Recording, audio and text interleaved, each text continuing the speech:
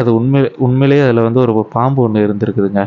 அது மட்டும் இல்லாமல் என்னென்னா, அந்த பாக்ஸை பேக் பண்ணுவோம்ல, செல்லோ டேப் போட்டு பேக் பண்ணுவாங்கல்ல, அதுலேயே வந்து பார்த்திங்கன்னா அந்த பாம்போட தோல் வந்து ரொம்பவே கடினமாக ஒட்டிகிட்டு இருந்திருக்கு. அந்த பாம்பால் வெளியும் போக முடியாமல் அங்கே நகரவும் முடியாமல் வந்து ஒரு கிட்டத்தட்ட ஒரு சிக்கலான நிலைமையில தான் வந்து அந்த பாக்ஸுக்குள்ளே இருந்திருக்கு. உடனே அந்த தம்பதியினர் என்ன பண்ணியிருக்காங்கன்னா, அந்த பாக்ஸ்குள்ளே இருந்ததையும் அப்படியே ஒரு வீடியோ எடுத்துட்டு அமேசானோட கஸ்டமர் கேருக்கும் வந்து தொடர்ந்து ட்ரை பண்ணிட்டு இருந்திருக்கிறாங்க. கிட்டத்தட்ட ரொம்ப நேரம் ட்ரை பண்ணியிருக்காங்க. ஆனால் அவங்களோட கால்ஸ் எதுவுமே கனெக்ட் ஆக முடியல. உடனே என்ன பண்ணியிருக்காங்கன்னா, இதனால் வந்து கோவமடைந்த தம்பதியினர் என்ன பண்ணியிருக்காங்க அப்படின்னா, உடனே அந்த வீடியோ வந்து இணையதளத்தில் வந்து போட்டிருக்கிறாங்க. இதனால் அந்த வீடியோ வந்து பார்த்திங்கன்னா ரொம்பவே வைரல் ஆயிருக்கு.